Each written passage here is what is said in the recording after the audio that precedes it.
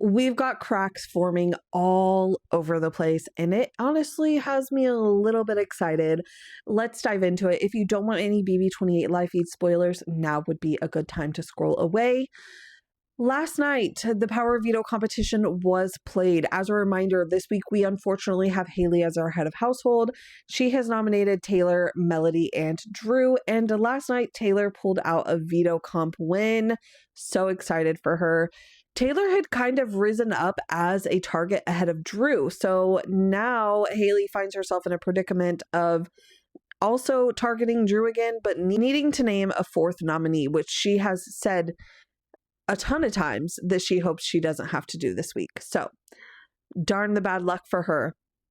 But naming this fourth replacement nominee is causing a lot of issues, especially between Haley, Chuck, and Camus, because Haley would really like to nominate Lyric as her replacement nominee, but this is a problem for Chuck and Camus, who have really started to latch on to Lyric. They're the ones that have thrown out the idea of getting rid of Drew and then pulling in Lyric to the toolshed to have her replace him. They were, especially Camus, aggressively pushing back against her being the renominee option, to the point that Haley even called him out on it and was like, it's actually making me uncomfortable how much you're pushing back on her being a renom option. Pretty much like telling her that Lyric is not the best nominee for the alliance. Mallory is the best nominee for the whole of the alliance. Isn't actually like necessarily untrue, but in Haley's mind, it's untrue. And because Haley doesn't make any fucking sense ever. She tells him that she has given her word to Mallory and she is not going to go back on her word. And Camus was like, well, I went back on my word last week when I had to nominate Lyric for the sake of the alliance. And Haley is like, well, that was your choice, not mine. And I'm not breaking my word to anyone in this game, blah, blah, blah, blah, blah. I mean, honestly, they go back and forth for a while and their voices kind of get raised at certain points. Like they were really going at it. Angela was in there. Chuck, like I said, was in there. Chuck was kind of neutral, trying to see both sides of the coin. Angela was really just observing. Drew comes in, and when Drew comes in, Haley basically just asks like what he wants as a renom. He says that honestly, he's just looking for someone that's going to be easy to be in the blockbuster. So his preference would be Lala, but he also tells Haley, mind you, in front of everyone in the room, tells Haley that it's her HOH and so she has to be self-interested and do what is best for her game, to which Haley is basically just like, thank you so much for saying that because that's so true. You know, fuck you, Camus, basically is what she was saying. At one point, she also tells Camus that like him making executive decisions for his own game is not what is best for the alliance. And she's kind of talking about how like when they were talking about the original nominations, there was supposed to be this big group meeting for her to be able to kind of like accidentally tell Drew that he was going to be the pawn this week or whatever. The group meeting never happened. And a lot of the reason it never happened is because Camus was very adamant that he didn't want to be a part of it. He wants everyone else to have the group meeting, but he needs to be excluded from it so he can pretend he doesn't know what's going on this week. She wants to do the same thing with this Lyric pawn situation. And as soon as she mentioned it, Camus started pushing back and was like, nope, you guys can do that. I'm going to stay out of it. I need to act like I don't know what's going on this week. So she also had a problem with that, which I just always find it very funny that someone that claims to be a straight shooter can't just have a one-on-one conversation with someone and say, hey, I'm considering you as a potential nominee, renominee, whatever. But maybe I'm just not a straight shooter. At some point during all of this, Haley jokingly mentions tossing Angela up as a pawn. And when she does, two things immediately happen. Drew is immediately like, no, do not nominate Angela. That is a bad idea. You cannot renom any other toolshed members because there is a possibility that both of us end up on the block together at the end if Melody somehow wins the blockbuster. Drew is very adamant. Do not nominate anyone else from the alliance. We need to stay toolshed strong. Second thing that happens, Chuck mentions that it's not a good idea. Josh has said that he doesn't care if Angela stays or goes, and Angela latches onto that comment. Doesn't matter that Drew is defending her. or the toolshed as a whole. In fact, she's essentially been like, oh, ha ha ha. Yeah, I mean, if you want to nominate me, you can nominate me. Stupid decision. Don't care if Haley was joking and she was in on the bit or not. You don't say that in front of a room of people. Sorry, but that's my opinion. And yeah, Yash better watch out because Angela is locked in. She mentioned Yash, I don't know how many times after this last night. She mentioned this comment so many times for the rest of the night. That is her new spiral person, is Yash. Watch out for it. All this mess, we also see a couple conversations throughout the night with Dee and Devins, and then Devins and Barrett. With Dee and Devins really mentions how he is starting to get fed up with Angela. And she basically says, yeah, I've been noticing that like she's kind of on your nerves and you're getting irritated by her. With Dee, he also just kind of says, you know, maybe it's just because I'm a have-not this week, so I'm just more easily irritable at the moment. With Barrett, he goes a little bit deeper into it. He says that he is annoyed by Angela.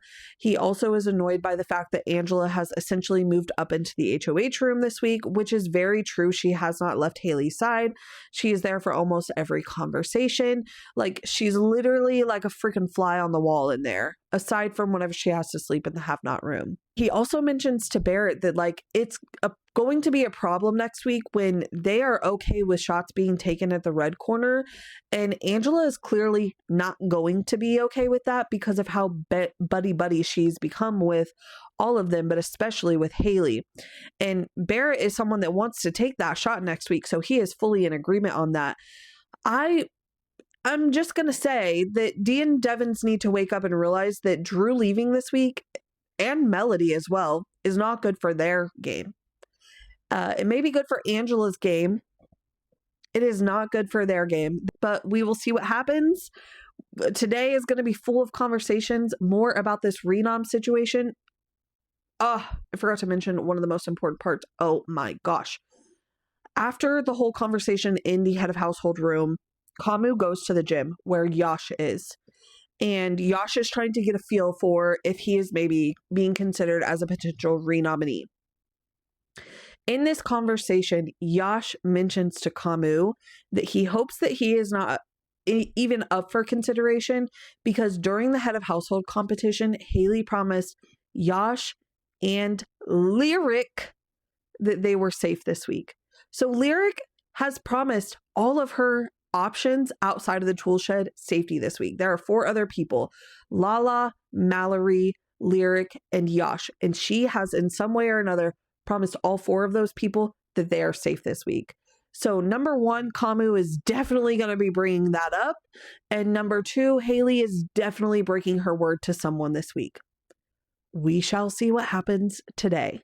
Hot take for BB28, but newsflash, Jason leaving last week was not only the fault of Drew and Barrett. Sorry, but I'm seeing the 2 of them and Melody be dragged way too much by the Big Brother community this week, and it is not only their fault. So, spoilers ahead. Last week, Taylor would not vote against Lala, and newsflash, they would have needed her vote to make any vote flip happen. So to say that it's all the fault of Drew and Barrett is absolutely insane. When it comes to the Jason vote, were they a little bit hesitant about that? 100%. But when it's dead in the water, there's no point in even exploring it because Taylor made it very apparent to all of those people that under no circumstances would she be voting Lala out.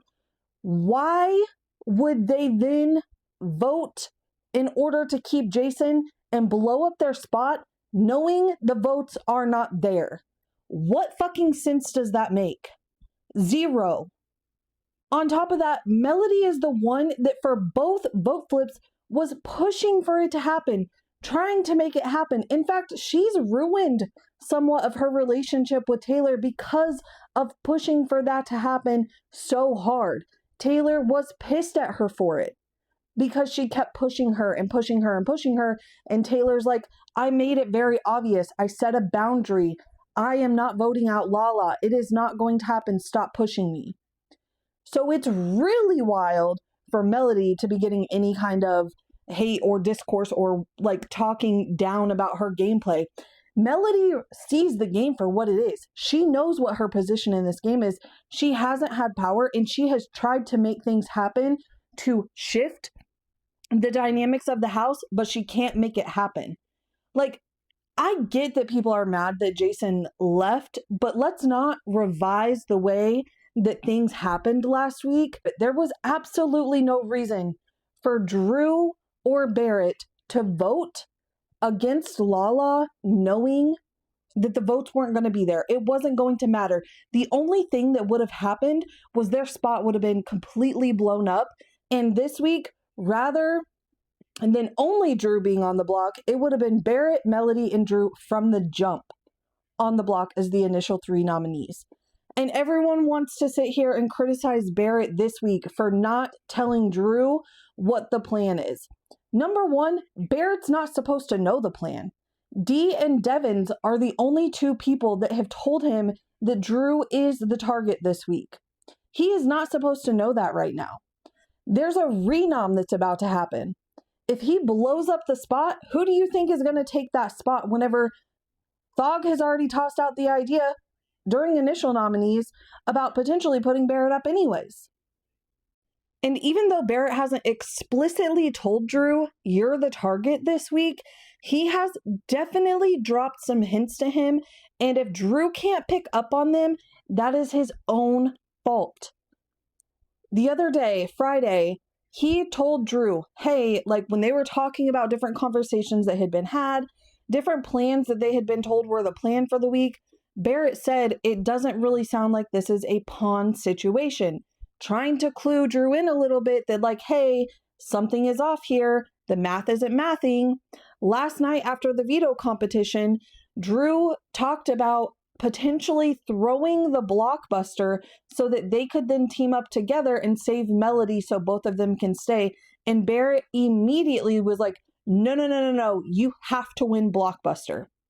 So again, until this renom situation happens, he can't blow up his spot. And I'm not saying that he's going to afterwards either, because Drew has also told him that if he finds out he's the target this week, he is blowing everything up. Barrett may not think that that is a smart decision for his own game. And a lot of people are ragging on Barrett for teaming up with the vets. But here's the thing. When Thog was wanting to nominate him during initial nominees, Dee is the one and only person in that room that didn't let it happen. So when he goes and tells Dee information late last night about Drew, she is someone that actually does have his back. He was not in that room. She did not have to stick up for him, and she did. So she sees value in Barrett. So it is fine if he is working with her. She's not fully just playing him. Let's talk about the week 4 nomination episode. If you haven't watched tonight's BB28 episode, now is your chance to scroll on or save this video and come back later. You guys, this power, the whole time it was Dee, which was speculated, but then honestly, I feel like everyone kind of fell off of Dee being the one with the power as soon as she like swore heavily to Devins that she did not get anything, even speculated about maybe who had the power with him. So that really kind of turned everyone off from Dee. But honestly, if you follow me, you know I love a good BB conspiracy theory, and it is weird, very weird, how often out of nowhere this week Drew has been talking about coin flips. It would be different if the Coin of Destiny was a twist from like last season, because it's very recent. It would be in people's mind, different things like that. But this is from season 23. So it's just very weird that out of nowhere he's talking about a power that is actually available. Speaking of the power, we need to vote for Mallory. If we want a power shift, we need to vote for Mallory. Drew and Barrett, still, I don't trust to fully shake up the game yet. Melody is on the block, so we don't know how that's going to go for her this week. We don't want to end up wasting votes again. Mallory is who we need to go for. I'm really just shocked by the whole power situation. I know a lot of people seem to be really kind of upset that Dee's power lasts the whole season, but it's really not that strong of a power. And in season 18, it was really such a nothing burger.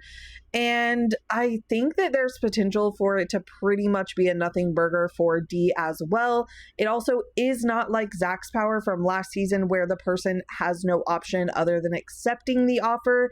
People can still deny the bribe if she comes to them with it.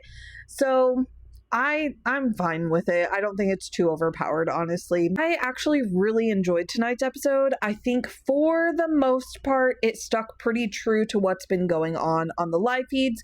There was a little bit more of the different things between Haley and the rest of the girls in the house that they definitely could have shown more microaggressions towards Lala and Taylor. I feel like they definitely protected Haley in that way. However, for the most part, I would say the edit stuck pretty true to what's been going on this week. And I really enjoyed the HOH competition. And I know what we have for veto, and I'm really excited that both of these competitions took place in the same week. I think they're both really fun and theatrical. I do think that the season 27 cast acted a little bit better in that HOH competition last season, but it was still a really fun competition. But let me know your thoughts on all of it down in the comments. Can't wait to chat about it. Not a lot has happened on live feeds today, so nothing to really update you on. Plan for tomorrow is all still the same.